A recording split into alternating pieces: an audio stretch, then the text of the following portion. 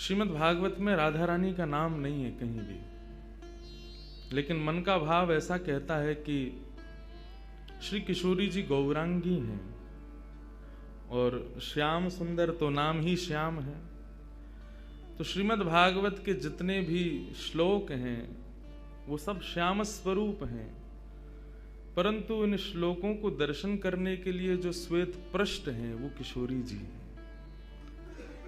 संपूर्ण श्रीमद् भागवत का जो पृष्ठ है, जो पन्ना है, वो श्वेत है, मानो वो किशोरी जी का रूप है, और उस पर अंकित जो श्लोक हैं वो श्याम वर्ण के हैं, वो कृष्ण हैं।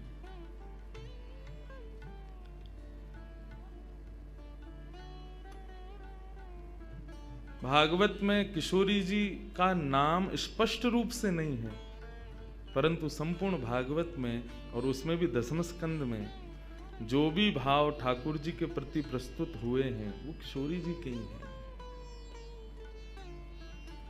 ऐसी हमारी श्यामा जी किशोरी जी, उनके मधुर भाव को श्रवणार्थ कहने के लिए हम आप सब लोग बैठे हैं। ये हमारा परम सौभाग्य है। कहाँ से शुरू करें, कहाँ पर जाएं, कुछ समझ में अभी भी आ नहीं रहा है। जन्म से शुरू करें, किसी लीला से शुरू करें, किसी भाव से शुरू करें, सब भाव आनंदमय हैं।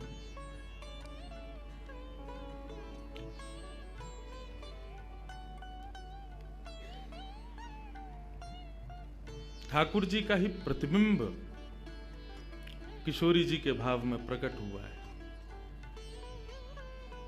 वो बात अलग है कि हम विनोद भाव से, हम आनंद भाव से एक दूसरे के बड़ाई करने में, एक दूसरे को श्रेष्ठ बताने में लगे रहते हैं। किशोरी जी बड़ी हैं, हम कहेंगे श्याम सुंदर बड़े हैं, वो कहेंगे। अब हम वृंदावन वाले, हम जय श्री कृष्ण बोलते हैं, और वृंदावन में दोनों भाव हैं, जय श्री कृष्ण भी है, राधे राधे भी है। बरसाने जाएंगे तो वहां जय श्री कृष्ण बोलो तो भाई गारी काई को दे रहे हो, राधे राधे बोलो। वहां का ऐसा भाव है। ये आज का भाव नहीं है। जब ठाकुर जी और किशोरी जी लीला संवरण कर रहे थे, उस समय पर भी जो किशोरी जी के सखियां हैं और ठाकुर जी के जो सखा हैं, वे भी जब आपस में मिलते हैं तो उनका भाव भी ऐसा ही रहता है। वहां पर भी श्याम सुंदर को श्रेष्ठ, यहाँ पर किशोरी जी को श्रेष्ठ, इसी में ही आनंद आता है। यही तो रस है, यही रास है। दोनों के भाव को श्रेष्ठ बतावे, यही तो भाव है। बंधुओं, बहुत ध्यान से सुनिएगा। भगवान का जब मोहिनी अवतार हुआ तो मोहिनी अवतार के उस स्वरूप के सौंदर्य पर 33 कोटि देवता न्योछावर हो गए। सबके मन में यह भाव आया, ये जो भी प्रकट हुई हैं, ये किसी भी प्रकार से हमको हमारी गृहिणी के रूप में प्राप्त हो जाएं। इतने सुंदर ठाकुर जी बनकर के आए। चंद्रमा भी पीछे पीछे चल रहे हैं, शंकर जी भी पीछे पीछे चल रहे हैं, ब्रह्मा जी भी पीछे पीछे दौड़ रहे हैं, वरुण आदि आदि जितने भी देव हैं, सब मोहिनी पर ऐसे लट्टू हुए कि एक बार हमको देख बर ले, एक बार केवल हम पर दृष्टिपात कर दे, उसी मात्र से हमारा कल्याण हो जाना है। ऐसा ठाकुर जी का स्वरूप। परंतु उन 33 कोटि देवताओं में एक देव ऐसे हैं जिनका मोहिनी के प्रति ऐसा कोई दुर्भाव नहीं था, और वो देव थे सूर्य। सूर्य ने जब मोहिनी के सौंदर्य को देखा तो उनके मन में भाव आया, इतनी सुंदर, इतनी सुकुमारी, इतनी कोमल, इतनी मधुर। सबको तो लगे हमारी पत्नी बने, लेकिन सूर्य को लगे मेरी बेटी बन जाए, मुझे पुत्री रूप में प्राप्त हो जाए।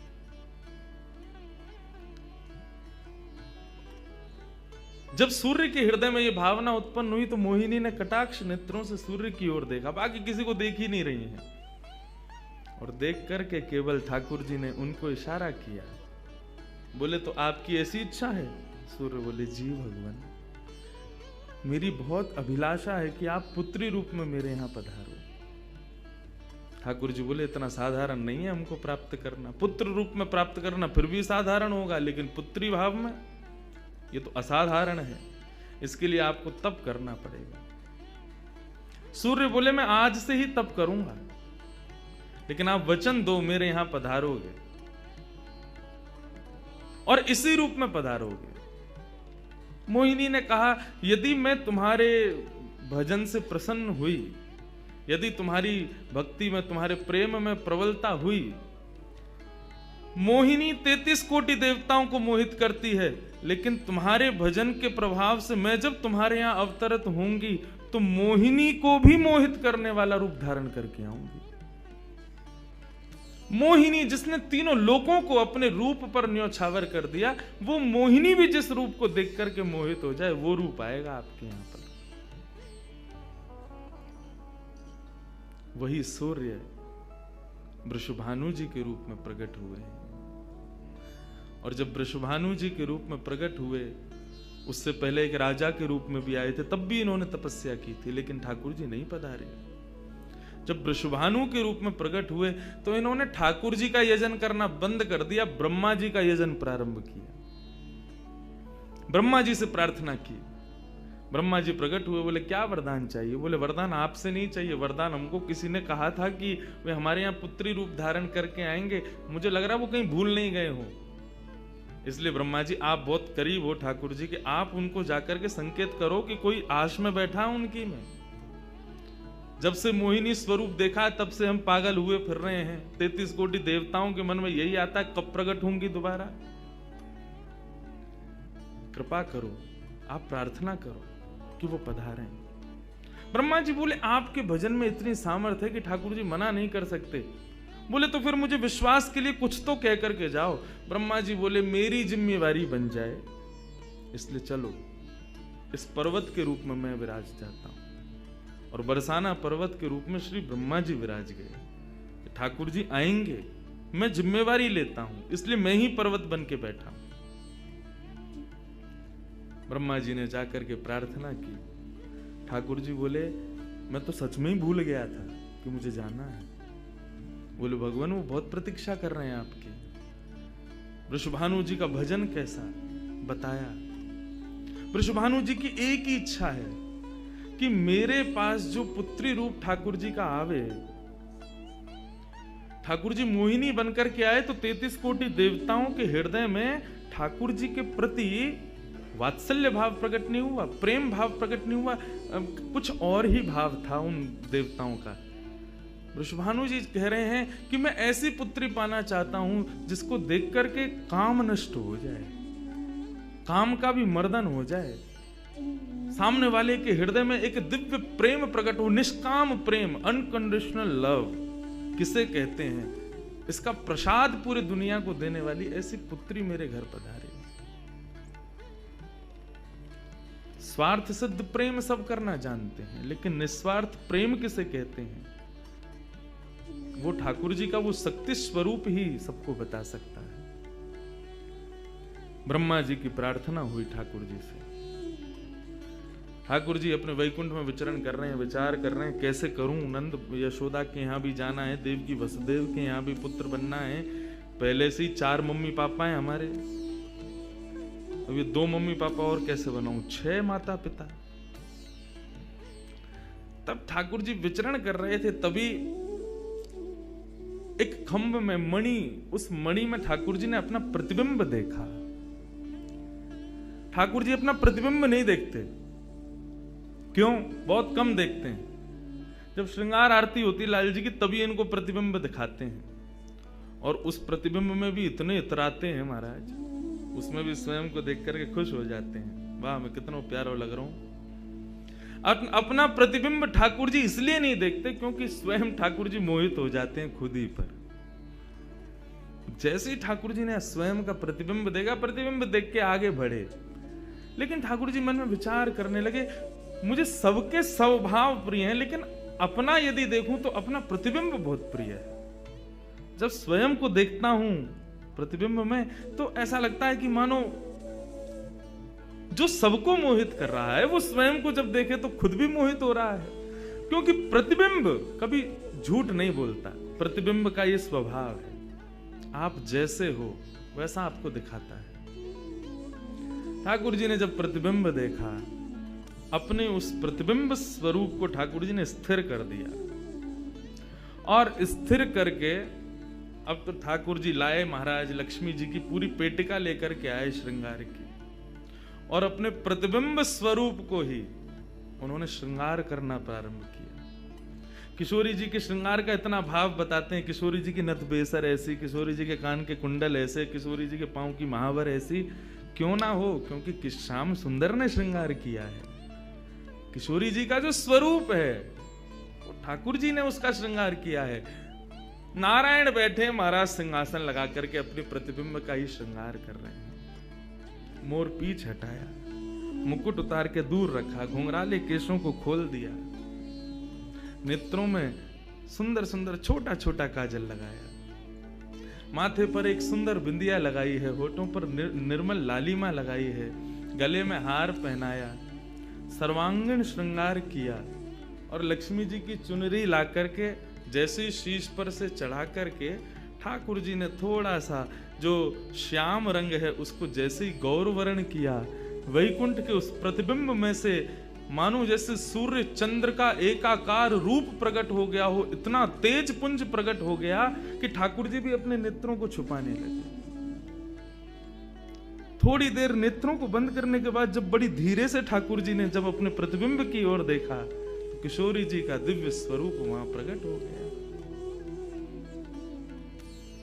ठाकुर जी ने दंडवत किया, पहले प्रणाम,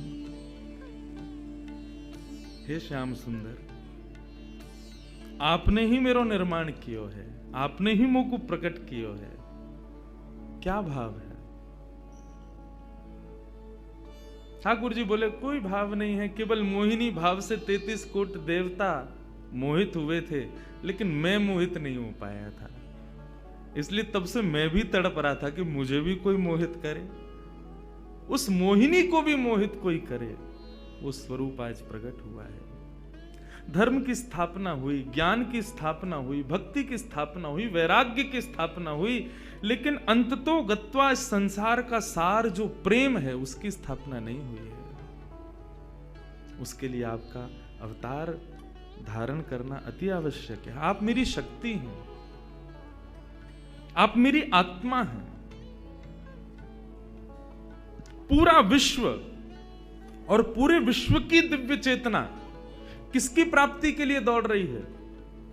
कि आत्मा एक दिन परमात्मा में मिल जाएगी, लेकिन उस परमात्मा में आत्मा जो विद्यमान है वही तो किशोरी जी हैं। उस आत्मा की परमात्मा की जो आत्मा है वही तो श्री राधा जी हैं। लोग उनके रूप को नहीं समझ पाते।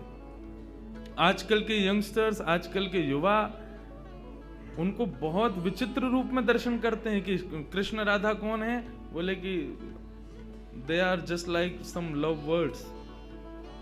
ऐसा नहीं है।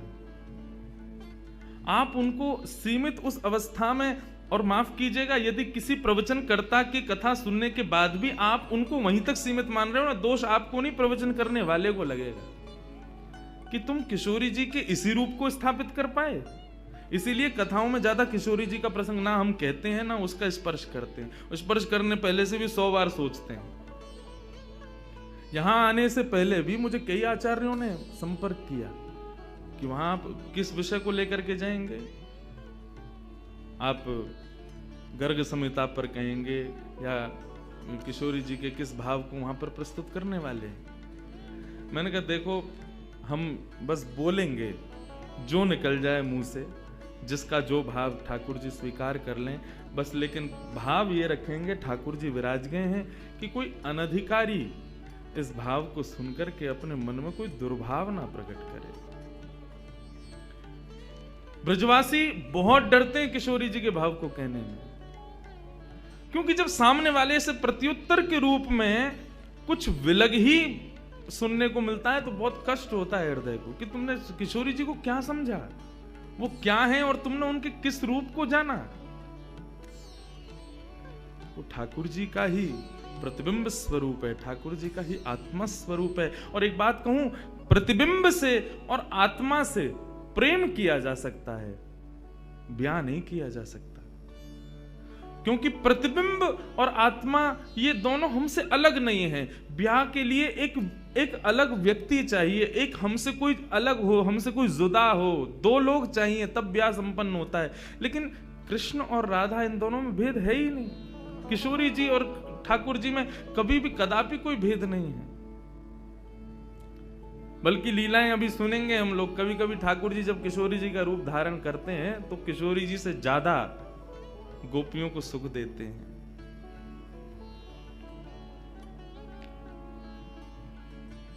ऐसा भाव। किशोरी जी से प्रार्थना की ठाकुर जी ने कि आप पधारो और प्रेम की स्थापना के लिए आप भूमंडल पर सूर्य के ही अवतार वृषभानु जी के यहां पर आप अवतरित हो। तब किशोरी जी ठाकुर जी की बात मान करके और वृषभानु और कीर्ति के यहां पर अवतरित होती हैं। किशोरी जी का जब अवतार हुआ, जब अवतरण हुआ, कब हुआ? सुबह के 4:40 पर। ठाकुर जी के जितने भी अवतार हुए या तो दिन में 12 बजे हुए या रात में 12 बजे हुए, लेकिन किशोरी जी का अवतरण भोर में ब्रह्म मुहूर्त में सुबह 4:40 पर हुआ। क्यों?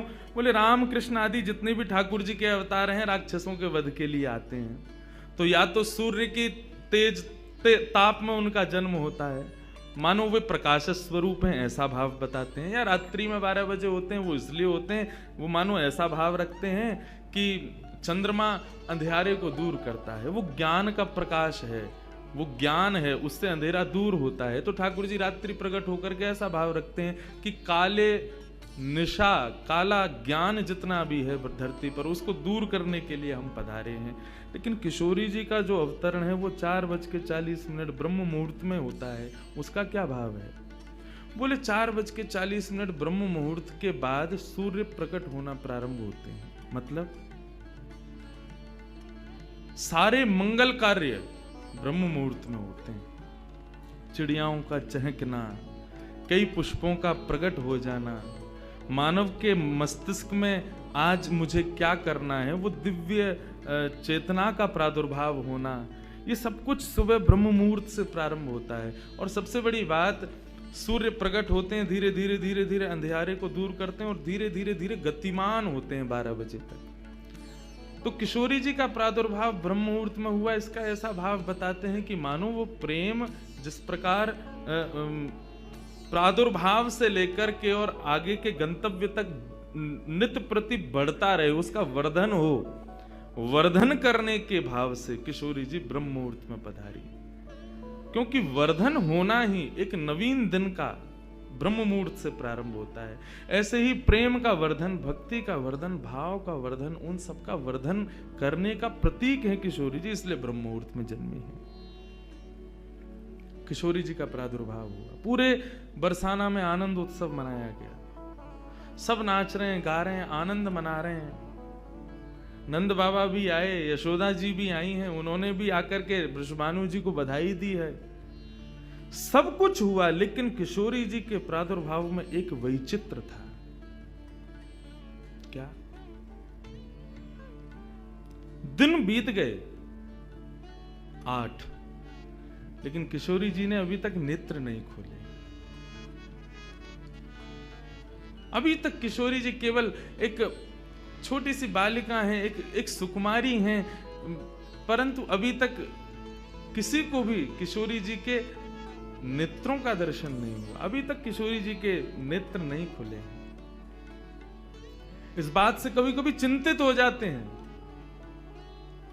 वृषभानु जी और कीर्ति कि हमारी लाली है तो गई है, लेकिन पता ना क्यों अपने नेत्रन को नहीं खोल रही है। कभी कोई संत आ जाए, कोई वैष्णव आ जाए, कोई ब्राह्मण आ जाए, तो उनसे निवेदन करते हैं कि हमारी लाली नेत्र नहीं खोल रही। तब देवताओं ने नारद जी को भेजा, आप जाओ और जाकर के वृषभानु जी के इस मन के भाव को पूर्ण करके आओ। किशोरी जी के सुंदर नेत्रों का दर्शन उनको कराओ। तब श्री नारद जी महाराज का आगमन हुआ। नारद जी जैसे ही आए तो वृषभानु जी ने नारद जी को देखते ही सबसे पहले अपने पुत्र को बिठा दिया।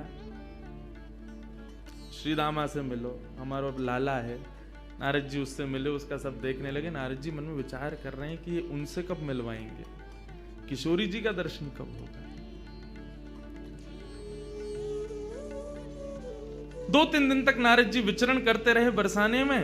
वृषभानु जी का मन तो होता है कि मैं इनसे कुछ कहूं, कुछ पूछूं, थोड़ा किशोरी जी के बारे में, अपनी लाली के बारे में न कुछ जानूं, लेकिन अभी वो भाव प्रकट नहीं हो रहा है। तब एक दिन एक छोटी सी बरसाने की लाली को जब नारद जी महाराज खिला रहे थे और उससे प्रेम चर्चा कर रहे थे, ये दृश्य जब वृषभानु जी ने देखा, उन्होंने तुरंत नारद जी के चरण पकड़े और कहा, हे भगवान, हमारी एक लाली भई है, बहुत सुंदर है, सुकुमारी है, नन्ही सी है, अभी वाकु देख करके स्पर्श करवे में डर लगे कि कहीं हमारे स्पर्श से कोई कष्ट ना है जाए, या हमारे हम सबन को दर्शन भी ना करा में। लेकिन महात्मन आपसे पूछना चाह मैं, हमारी लाली नेत्र नाय खोल रही है, कहा भाव है। नारद जी तो तुरंत बोले, अरे तो तुमने इतने दिन से क्यों नहीं बताया?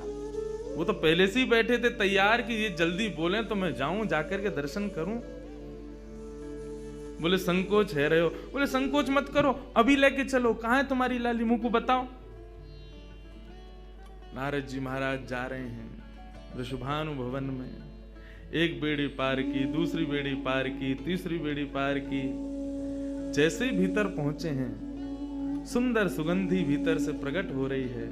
सामने स्वर्ण जटित एक पालना है, और जैसे उस पालने में जाकर के नारद जी ने दर्शन किया, कमल कली को वृषभानु की लली को रंग, कैसा रंग है? बोले जैसे कमल की कली हो मैं ना, ऐसी श्री वृषभानु नंदिनी है। नारद जी ने जैसे ही उनको दर्शन किए, आनंदित है के आनंदित है करके प्रणाम करने लगे। वृषभानु जी बोले, हमारी लाली नेत्र नाय खोल रही है, आप कृपा करो ना। नारद जी बोले, एक मंत्र पढ़ना पड़ेगा, कुछ करना पड़ेगा, तंत्र मंत्र करना पड़ेगा, तब आपकी लाली बोलेगी। वृषभानु जी बोले, देख लो, संभल के करियो, हमारी लाली बहुत कोमल है, वो ना स्पर्श नहीं करेंगे, दूर बैठ के करेंगे। वृषभानु जी बोले, तो करो। बोले आपको पहले बाहर जानो पड़े, वो एकांत में करेंगे। कीर्ति वृषभानु जी को देखें, बोले लाली को अकेला तो नहीं छोड़ेंगे। बोले नहीं बाबा, विश्वास पात्र है, हम कर सके। वृषभानु जी और कीर्ति दोनों जैसे ही बाहर पधारे, नारद जी ने गेट बंद कियो, तुरंत चरणन में प्रणाम कियो और प्रणाम करके सीधे सन्मुख बैठे हैं। हे कृष्ण मनोहारिणी जय वृंदावन प्रिया, जय भू मंगल ललिता, जय वेणु नवाकुल, जय कृष्ण मनोहारिणी जय वृंदावन प्रिया, जय भू मंगल ललिता, जय वेणु नवाकुल। जैसे ही नारद जी के मुख से ये शब्द प्रकट हुआ, जय कृष्ण मनोहारिणी, ये कृष्ण मनोहारिणी शब्द जैसे ही नन्ही सी श्री किशोरी जी के कान में कृष्ण शब्द गयो, कृष्ण शब्द जाते ही नन्ही सी किशोरी जी के नेत्र अपने आप धीरे धीरे धीरे धीरे खुलन लगे। मुख पर एक प्रसन्नता सी प्रकट है गई। नन्ही सी किशोरी अभी करवट लेनो भी नहीं जाने, लेकिन जैसे ही बार बार ये श्लोक का गान नारद जी के द्वारा हो रहा है, जय कृष्ण मनोहारिणी जय वृंदावन प्रिय, इसको सुनकर के किशोरी जी जो अभी करवट लेनो भी ना जाने, वो अपने पालना को पकड़ करके अपने पालना से उछक करके वहीं से झांक करके श्री नारद जी को देख रही हैं और नारद जी ने जैसे किशोरी जी के रूप को देखो है, सुंदर मृगनयनी किशोरी जी आज नारद जी को देख रही है। मुख में अभी दांत ना है, बिना दांतन के किशोरी जी के मुखमंडल की प्रसन्नता देख करके नारद जी आनंद विभोर हो गए। नारद जी बोले, आपको ये कीर्तन भायो, आपको ये कीर्तन प्रिय लगो? किशोरी जी के मुख से केवल किलकारी निकल रही है। नारद जी ने उठाई अपनी वीणा करताल और जय कृष्ण मनोहारिणी जय वृंदावन प्रिय, और इसी का कीर्तन करते हुए वहां नाचने लगे, नृत्य करने लगे, चारों ओर घूम रहे हैं। बीच में पालने में श्री किशोरी जी बैठ करके और करताल बजा रही हैं और करताल बजा करके आनंदित हो रही हैं। वृषभानु जी बाहर खड़े बोले कि भीतर तो कीर्तन चल रहा है, करताल की आवाज आ रही है, वीणा बज रही है। तभी उनने कान लगा करके सुनो तो नारद जी गा रहे जय कृष्ण मनोहारिणी जय वृंदावन प्रिय जय भ्रू मंगल ललिता जय वेणु रवाकुल। वृषभानु जी ने ये स्वर सुन लिया, लेकिन जैसे ही थोड़े से गए हैं और खिड़की में जाकर के भीतर झांक करके देखा, अद्भुत दृश्य। नन्ही सी किशोरी, ज्यादा से ज्यादा 8 दिन की होंगी, 10 दिन की होंगी, अपने पालना में पहुंच करके स्वयं को झुला रही हैं, करताल बजा रही हैं। चारों तरफ नारद जी वीणा बजा करके, करताल बजा करके आनंद से किशोरी जी को मुखोल्लास कर रहे हैं। ये दृश्य देख करके श्री वृषभानु जी को एक बार तो मूर्छा आ गई, मैं वास्तव में 8 दिन की बालिका को देख रहा हूं। उन्होंने कीर्ति को कुछ नहीं बताया। नारद जी महाराज ने प्रणाम किया। तब किशोरी जी की सहचरियां प्रकट हुई और कहा कि हे नारद, आपने हमारी किशोरी जी को बहुत सुख प्रदान किया है। जब कभी भी आपको ऐसा दर्शन करना हो तो हम आपको कुछ स्थान बता रहे हैं। गोवर्धन, श्री यमुना पुलिन और ब्रज कुंज, इन 3 स्थानों पर आप जब कभी भी हमारी किशोरी को स्मरण करके यही कीर्तन को गान करोगे, किशोरी जी को यही स्वरूप आपको दिखे। ये हमारा वरदान है आपको, क्योंकि आपने किशोरी जी कृपामयी तो हैं। लाल जी 10 बार विचार करेंगे कृपा करवे में, किशोरी जी विचार थोड़ी करें, वो तो तुरंत करुणा करें। नारद जी जाओ, जब कभी भी लाडली को दर्शन करना हो यही भाव से कर लियो। नारद जी महाराज के नेत्र सजल है गए, किशोरी जी के चरणन में बारंबार प्रणाम कियो और प्रणतिपात करते हुए वहां से प्रस्थान कर गए। किशोरी जी फिर से नेत्र बंद करके अपने पालना में पड़ गई। कीर्ति जी बोली, बाबा आयो टोना टोटका करके गयो, तब वो हमारी लाली के नेत्र तो खुले नहीं। कीर्ति जी गोद में लेकर के सुला रही है, नेक नेक थोड़ी सी संकुचित है करके रुदन करना प्रारंभ कियो। सो इतने में वृषभानु जी आए और वृषभानु जी बोले, नेक दियो लाली को। और किशोरी जी को गोद में लेकर के वृषभानु जी बोले, हे कृष्ण मनोहारिणी। जैसे ही बोले तुरंत किशोरी जी के नेत्र फिर से खुल गए, फिर से अपनी किलकारी भर करके कीर्तन में करताल बजाने लगी, आनंद विभोर हो गई। अब तो जैसे ही ये भाव देखो वृषभानु जी ने कीर्ति को सुनायो, कीर्ति भी वही गा रही है, पूरा बरसानो आकर के श्री कृष्ण कीर्तन करने लगो और बीच में मध्य में बैठ करके किशोरी जी अपनी करताल बजा रही हैं, किलकिल करके हंस रही हैं, इतनी आनंद विभोर रह रही हैं। तब सबन को ये भेद पतो चलो, कहा कि ये श्री कृष्ण की आत्मा है, ये उनसे विलग नहीं है, वे ही आपको सर्वस्व है। निश्चित ही पूर्व में ही ऐसी कथाएं आती हैं कि नंद बाबा वृषभानु जी ने पहले ही कह दी कि भैया हमारे अगर बालक भयो तो हम ब्याह कर देंगे, संबंध बनाएंगे। और आज वही भाव उन सबको वहां दिख रहा था। हे कृष्ण मनोहारिणी, यदि नित्य कोई श्री किशोरी जी का स्मरण करे और जब भी किशोरी जी के दर्शन करे, किशोरी जी के सन्मुख बैठे, इस भाव को कहे, हे कृष्ण मनोहारिणी, हे कृष्ण के मन का हरण करने वाली, या हे कृष्ण जय कृष्ण, कृष्ण ने जिनके मन का हरण किया, दोनों भाव हैं इसके। जो कृष्ण के मन का हरण करे या जिसने कृष्ण के मन का हरण किया है, ऐसी श्री किशोरी जी आज भी प्रसन्न होती हैं इस कीर्तन को सुनकर के। ऐसी हमारी ब्रज की शोभा, ब्रज की भूपा, ब्रज की अधिष्ठात्री, ब्रज की रानी, श्री किशोरी जी को या प्रकार से प्रादुर्भाव है, या प्रकार से श्री किशोरी जी या धराधाम पर पधारी। हमारे जैसे वृंदावन में राधे राधे को भाव है, बिहारी जी के सामने भी जय जय श्री राधे के हैं, सबके हैं। ऐसी जब भी किशोरी जी के सामने जाओ तो कृष्ण नाम को उच्चारण करो। अपोजिट अपोजिट चलें सब जगह। राम जी के सामने जाओ हनुमान जी के भाव को, हनुमान जी के सामने जाओ राम जी को कीर्तन करो, कन्हैया के सामने जाओ किशोरी जी को कीर्तन करो, किशोरी जी के सामने जाओ श्री ठाकुर जी को कीर्तन करो। हनुमान जी को ही हनुमान चालीसा सुनाओगे तो हनुमान जी प्रसन्न नहीं होंगे, राम जी को सुनाओ। और राम जी के सन्मुख जब हनुमान जी के सन्मुख जब जाओ तब राम जी को कीर्तन करो। ऐसे ही जब ठाकुर जी के सन्मुख जाओ तब किशोरी जी को भाव रखो, और किशोरी जी के सन्मुख जाओ तब ठाकुर जी को प्रेम भाव रखो। यही भाव है। एक कथा ये तो थी किशोरी जी कैसे प्रकट भई, कैसे उनके भाव। अभी एक भूमिका सी बना लो, न एक तुम मुझे पहचान लो, न एक मैं तुम्हें पहचान लूं, अन्य यहाँ को वातावरण में नेक में ढल जाऊं। इतना अत्याचार मत करो, जल्दी आन दो मुझे। किशोरी जी को प्रादुर्भाव एक बाह्य एक स्ट्रक्चर बना लूं, फिर घुसेंगे भीतर रस में। अभी